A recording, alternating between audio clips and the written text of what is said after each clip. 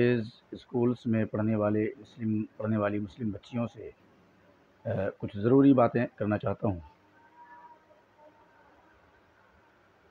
ہم بات کی شروعات کریں گے کہ آج کل جو بھگوا لو ریپ چلا ہوا ہے اور جس کے بہت زیادہ کیسز اس وقت آ رہے ہیں منظر عام پر،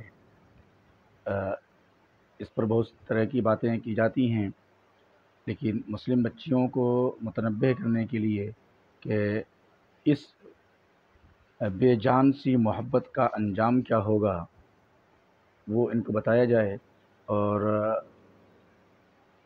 ان کو جاننا چاہیے کہ اس کے بھیانک انجام کیا ہو سکتے ہیں۔ تو عزیز بچیوں اور اسکول اور کالجز میں زیر تعلیم مسلم بچیاں، آپ یہ یاد رکھیں کہ کوئی بھی بھگوا آتنکوادی کسی مسلم سے محبت کر ہی نہیں سکتا۔ اگر کوئی بھگوائی کسی مسلم لڑکی سے محبت کا اظہار کرتا ہے تو مسلم بچی کو سمجھنا چاہیے کہ دراصل اس بھگوا آتنکوادی کے دل میں اسلام اور مسلمانوں سے سخت قسم کی نفرت ہے۔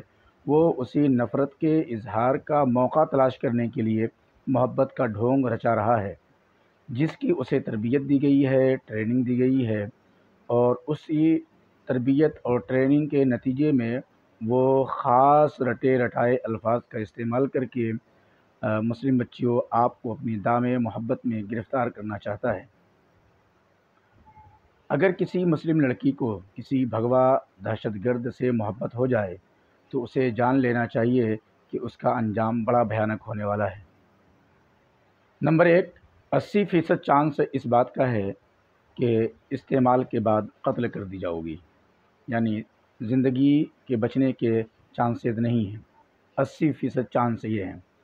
اور اس کے بعد 15% چانس ہے کہ استعمال کے بعد کسی غلط دھندے میں ڈھکیل دی جاؤ گی، اور یا پھر اس کے دوست احباب مل کر کے آپ کا اور بھی زیادہ استعمال کریں گے، اور پھر جب آپ وہاں سے واپس ہونا چاہو گی تو شاید کہ آپ کو واپسی کا کوئی راستہ جلدی نظر نہ آئے۔ اور تیسری یہ کہ اگر یہ سب نہ ہوا، یعنی اگر قتل بھی نہ کی گئی اور استعمال کے بعد چھوڑی بھی نہ گئی، تو 5% میں یہ تو ضرور ہوگا کہ ہر دن زہریلے طعنے سننے پڑیں گے۔